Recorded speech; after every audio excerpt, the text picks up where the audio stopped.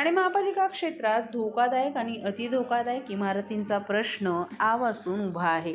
पालिका क्षेत्रात पावसाळ्यापूर्वी या इमारतींची यादी पालिका प्रशासनाकडून जाहीर करण्यात येत असते. त्यानुसार पालिकेनं शहरातील धोकादायक आणि अतिधोकादायक इमारतींची यादी जाहीर केली आहे. शहरात 96 इमारती या अतिधोकादायक येत आहेत. त्या इमारती रिकाम्या करून पाडण्याची कारवाई पालिकेनं सुरू केली आहे. यातील 26 इमारती आजच्या घडीला व्याप्त आहेत. तसंच 15 इमारतींवर तोडक कारवाई करण्यात आली आहे. 10 इमारतींचे धोकादायक बांधकाम काढण्यात आल्याची माहिती पालिका सूत्रांनी दिली आहे. पावसाळ्याच्या काळात धोकादायक आणि अतिधोकादायक इमारती पडून दुर्घटना घडू नयेत यासाठी ठाणे महापालिका प्रशासनानं कंबर कसली आहे. पालिका क्षेत्रातील धोकादायक आणि अतिधोकादायक इमारतींची यादी तयार केली आहे. धोकादायक इमारतींचं C1, C2A आणि C2B आणि C3 अशा 4 टप्प्यात वर्गीकरण करण्यात आले. C1A म्हणजेच राहण्यास अयोग्य आणि तात्काळ निष्कासित करावी लागणारी अतिधोकादायक इमारत. C2A म्हणजे इमारत रिकामी करून संरचनात्मक दुरुस्ती करणं. C2B म्हणजे इमारत रिकामी न करता त्याची संरचनात्मक दुरुस्ती करणं. आणि C3 म्हणजे इमारतीची किरकोळ दुरुस्ती करणं असं वर्गीकरण केलं आहे. त्यानुसार शहरात 96 इमारती या अतिधोकादायक यादीत येत आहेत. त्या इमारती रिकाम्या करून पाडण्याची कारवाई पालिकेनं सुरू केली आहे. अतिधोकादायक इमारतींमध्ये सर्वाधिक 63 इमारती या नौपाडा प्रभाग समितीत आहेत. तर C2A या प्रकारातही 21 इमारतींचा समावेश आहे. दुसरीकडे वागळे इस्टेट भागात 1088 इमारती या धोकादायक असल्याची आकडेवारी समोर आली आहे. त्यातही मुंब्र्यात अतिधोकादायक आणि धोकादायक इमारती या 1343 एवढ्या असल्याची माहिती समोर आली आहे. PM ई-सेवा बस योजनेअंतर्गत केंद्र शासनानं ठाणे महापालिकेच्या परिवहन सेवेसाठी 100 पर्यावरणपूरक वातानुकूलित ई-बसेस मंजूर केल्यात. येत्या एप्रिल महिन्यात या बसेस TMTच्या ताफ्यात दाखल होतील. वाढीव बसेस आणि उर्वरित केंद्र शासनाच्या अनुदानासाठी प्रयत्नशील असल्याची ग्वाही खासदार नरेश म्हस्के यांनी दिली आहे. नगरविकास आणि गृहनिर्माण विषयक स्थायी समितीची बैठक मंगुता श्रीनिवासुलू रेड्डी यांच्या अध्यक्षतेखाली संसदेत पार पडली. या समितीचा सदस्य म्हणून खासदार नरेश म्हस्के या बैठकीला उपस्थित होते. परिवहन सेवेच्या विस्तारासाठी तसंच आगारांच्या पायाभूत सुविधांचा विकास आणि अद्ययावतीकरण या विषयांवर खासदार नरेश म्हस्के यांनी महत्त्वपूर्ण मुद्दे बैठकीत मांडले. प्रदूषण कमी करण्यास हातभार लावणाऱ्या 100 वातानुकूलित आरामदायी ई-बसेस ठाणेकरांच्या सेवेसाठी दिल्याबद्दल बैठकीत खासदार नरेश म्हस्के यांनी पंतप्रधान नरेंद्र मोदी आणि केंद्र शासनाचे आभार मानले. तसंच ठाणे शहराची वाढती लोकसंख्या लक्षात घेऊन ठाणे परिवहन सेवेला जादा बसेस द्याव्यात अशी मागणी खासदार नरेश म्हस्के यांनी केली. कोविड साथीच्या रोगाचा सामना करत संघर्ष करत असलेल्या ठाणे महापालिकेवरील आर्थिक भार कमी करण्यासाठी केंद्र सरकारकडून देण्यात येणाऱ्या अनुदानात 5 रुपये वाढ म्हणजे 24 प्रति किलोमीटर ऐवजी 29 प्रति किलोमीटर इतकं अनुदान देण्याची, तसंच योजनेसाठी किमान अंतराची आवश्यकता 200 किलोमीटरवरून 160 किलोमीटरपर्यंत कमी करण्याची सूचना खासदार नरेश म्हस्के यांनी केली. या बदलामुळे ही योजना नागरिकांसाठी अधिक सुलभ आणि फायदेशीर ठरेल असं या बैठकीत त्यांनी निदर्शनास आणून दिलं. महाराष्ट्र विधानसभा निवडणुकीचे निकाल जाहीर झाल्यानंतर महायुती सरकारनं 230हून अधिक जागांवर विजय मिळवला, तर महाविकास आघाडीला अनेक ठिकाणी पराभवाचा सामना करावा लागला. मात्र आता उद्धव बाळासाहेब ठाकरेच्या उमेदवारांनी निवडणुकीत EVM मशीनसह मतदान प्रक्रियेत गैरप्रकार झाल्याचा गंभीर आरोप केलाय.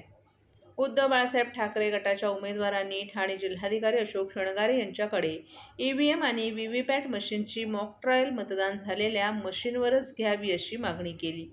मात्र जिल्हाधिकाऱ्यांनी निवडणूक आयोगाच्या निर्देशानुसार ही मागणी फेटाळून लावत नवीन मशीनवर मॉक ट्रायल घेण्याचा प्रस्ताव दिलाय.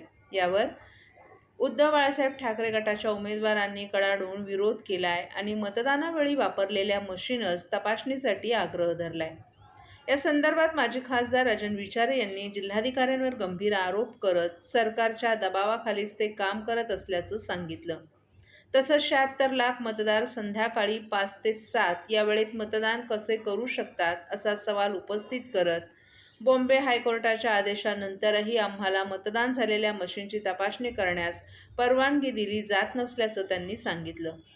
यामुळे आता उद्धव बाळासाहेब ठाकरे गटाच्या उमेदवारांनी पुन्हा हायकोर्टाचा दरवाजा ठोठावण्याचा निर्णय घेतला असून अशोक शृंगारे यांच्या विरोधातही आम्ही न्यायालयात जाणार असल्याचं माजी खासदार राजन विचारे यांनी स्पष्ट केले.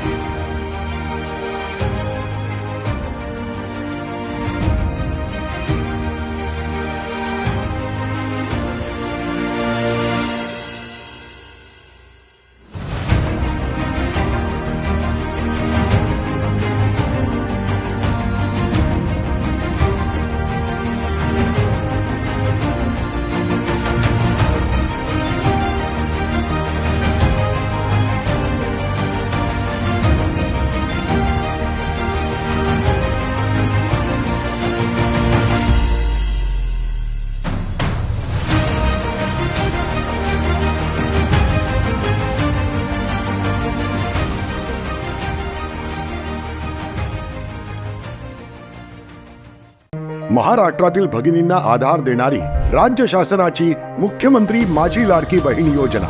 या योजनेअंतर्गत अल्प उत्पन्न गटातील 21 ते 65 वयोगटाच्या भगिनींना मिळणार दरमहा 1500 रुपयांची मदत. अर्ज करण्यासाठी 31 ऑगस्ट 2024 पर्यंत मुदतवाढ.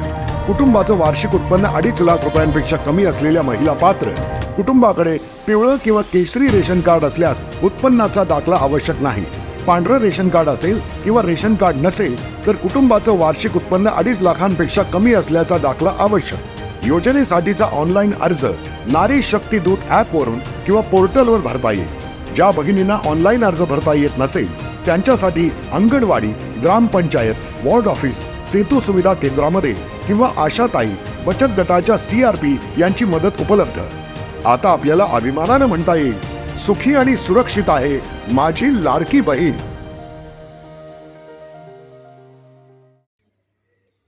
महाराष्ट्र सरकारनं गेली 2 वर्ष कंत्राटदारांची बिलं दिली नाहीत. यासाठी महाराष्ट्र राज्य कंत्राटदारांनी ठाण्यातील सार्वजनिक बांधकाम विभाग कार्यालयासमोर काम बंद आंदोलन छेडलं. यावेळी महासंघाचे मुंबई, ठाणे, पालघर विभागीय अध्यक्ष मंगेश आवळे यांनी महाराष्ट्रातील कंत्राटदार गेली 2 वर्ष सरकारकडे राहिलेल्या बिलांची मागणी करत आहेत, परंतु सरकार जाणून बुजून त्याकडे दुर्लक्ष करत असल्याचं सांगितलं. आम्ही कंत्राटदारांच्या राष्ट्राच्या निर्मितीचं काम करत असतो. तन मन धन लावून काम करतो. गेल्या 1.5 वर्षांपासून आम्ही माजी मुख्यमंत्री एकनाथ शिंदे यांना विनंती करत होतो. आता आम्ही सध्याचे मुख्यमंत्री देवाभाऊ यांना विनंती करत आहोत. आम्हाला आमचा निधी उपलब्ध करून द्या. बाजूलाच PWDच्या इमारतीचं काम चालू आहे, त्यांना द्यायला तुमच्याकडे निधी आहे. लाडक्या बहिणींसाठी तुम्ही पैसे वर्ग केले, परंतु आम्हाला द्यायला नाहीत. त्यामुळे आम्ही आता आमची घरं, सोनं, नाणं गहाण ठेवून आमची घरं चालवत आहोत. हॉस्पिटल बांधणं, रस्ते बांधणं, ग्रामीण भागातील पूल बांधणं ही सरकारची कामच आम्ही करतोय. मग आमच्यासारख्या छोट्या कंत्राटदारांचे पैसे का थकवले जातात? शेतकऱ्यांच्या जशा आत्महत्या होतात तशा आता कंत्राटदारांच्या आत्महत्या होतात की काय अशी आम्हाला भीती वाटायला लागत असल्याचंही त्यांनी सांगितलं. आम्ही नवीन सरकारला पत्र दिली आहेत, विनंतीही केली आहे. याबाबत योग्य तो निर्णय घ्यावा, नाहीतर आमचे जे डंपर आहेत, रोडच्या ज्या मशिनरी आहेत, आमचे कामगार आहेत, या सर्वांना घेऊन आम्ही मंत्रालयाला घेराव घालू, असा इशाराच यावेळी मंगेश आवळे यांनी दिला. महाराष्ट्र राज्य कंत्राटदार महासंघाच्या वतीने कालपासून 5 तारखेपासून आम्ही राज्यव्यापी आंदोलनाचा इशारा दिलेला. आम्ही काम बंद आंदोलन सुरू केलेले आहे. त्या अनुषंगाने आम्ही आज ठाण्याचे अधीक्षक अभियंता यांना निवेदन द्यायला आलो होतो. आम्ही रितसर आंदोलन केलेलं आणि आम्ही त्यांना निवेदन दिलेलं आहे. ठाणे जिल्ह्यामध्ये हा जो अनुशेष भरून काढत असताना ठाणे जिल्ह्यामध्ये सार्वजनिक बांधकाम विभागामध्ये 2 जिल्हे येतात. एक पालघर जिल्हा पण येतो, जो नवीन निर्मित झालेला आहे तो. तर ह्या पालघर जिल्ह्याची लोकसंख्या, त्याचा अनुशेष आणि ठाणे जिल्ह्याची लोकसंख्या आणि त्याचा अनुशेष अशी दोघांची सांगड घालून सरकारने ते नियोजन करायला पाहिजे होतं. परंतु ठाणे जिल्ह्यामध्ये तसं काहीही झालेलं नाहीये.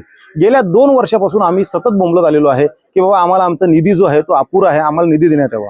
इमारत दुरुस्तीसाठी ठाणे जिल्ह्याला 238 कोटीच्या निधीची गरज असताना 2022 ते 2024 ह्या दोन अर्थसंकल्पीय कालावधीमध्ये शासनाने आम्हाला फक्त 22 कोटी रुपये उपलब्ध करून दिले. आमची रस्त्याची कामं असू देत, 3054चा आमचा हेड असू देत, आमचा 0304 असू देत, आमचा रस्ते बांधणीचा असू देत, आमचा पूल बांधणीचा असू देत, आमचा साकाव बांधणीचा असू देत, ह्याच्यासाठी अंदाजे 600 कोटीचा निधी आमचा बाकी आहे. आदिवासी विभाग मोडला जातो. ठाणे जिल्हा हा आदिवासींचा विकास जिल्हा म्हटला जातो. या आदिवासी विकासाच्या जिल्ह्यामध्ये आमचे जवळजवळ 308 कोटीचा आमचा निधी बाकी आहे आणि शासनाने आम्हाला दिले फक्त 18 कोटी रुपये 2 वर्षामध्ये. जलजीवन मिशन असू देत, आमचं प्रधानमंत्री ग्रामसडक योजना असू देत, आमचे सिंचन बनवायचं, आमचं पर्यटन असू देत, असा कुठला हेड आहे की ज्या हेडमध्ये शासनाच्या ह्याच्यामध्ये थकबाकी नाहीये. तर माझी शासनाला ही मागणी आहे की तुम्ही त्वरित आमचा हा जो निधी आहे तो आम्हाला वर्ग करून द्या. त्यासाठी आज आम्ही हे निवेदन वरती दिलेलं आहे. त्या निवेदनामध्ये आम्ही अधिकाऱ्यांना सांगितलेलं आहे. अधिकाऱ्यांनी आम्हाला सांगितलं की आम्ही ही सगळी तुमची मागणी जी आहे ती आम्ही शासनाला कळवू आणि ठाणे जिल्ह्यासाठी जास्तीत जास्त निधी कसा आणता येईल त्यासाठी आम्ही प्रयत्न करू. तुम्ही सरकारला घेराव घालणार आहात? 100% आम्ही येत्या 2 दिवसानंतर आमची राज्यव्यापी आमची बैठक होणार आहे. त्या बैठकीमध्ये जो निर्णय होईल त्या निर्णयानुसार आम्ही पुढची कारवाई आम्ही 100% करणार आहोत.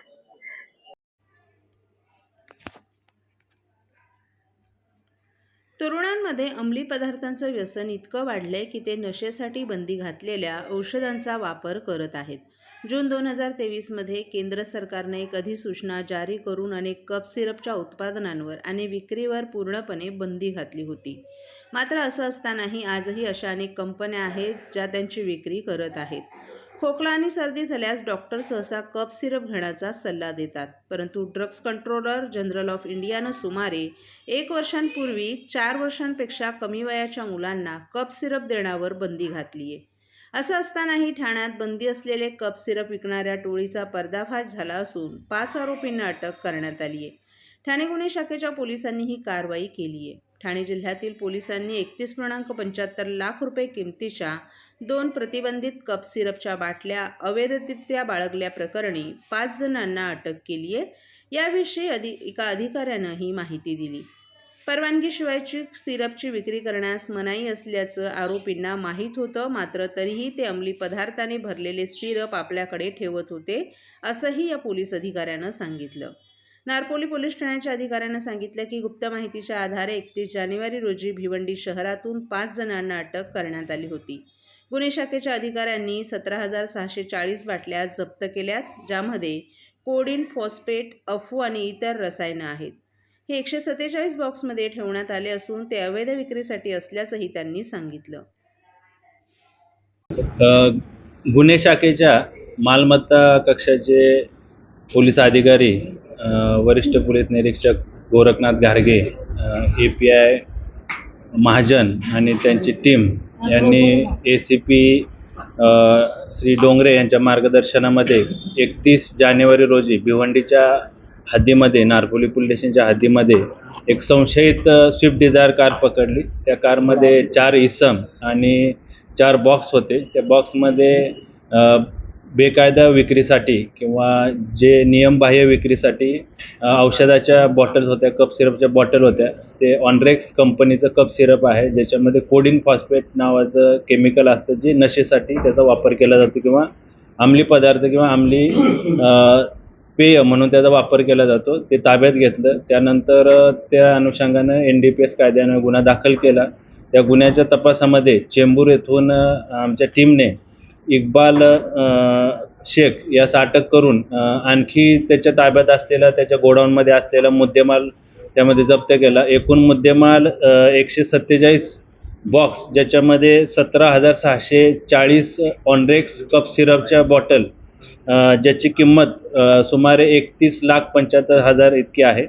त्या अनुषंगानं मालमत्ता कक्षेचे अधिकारी अधिक तपास करत आहेत. या गुन्ह्यामध्ये सदरचं ऑनरेक्स कप सिरप हे हिमाचल प्रदेश येथील एका कंपनीमध्ये बनलेलं आहे.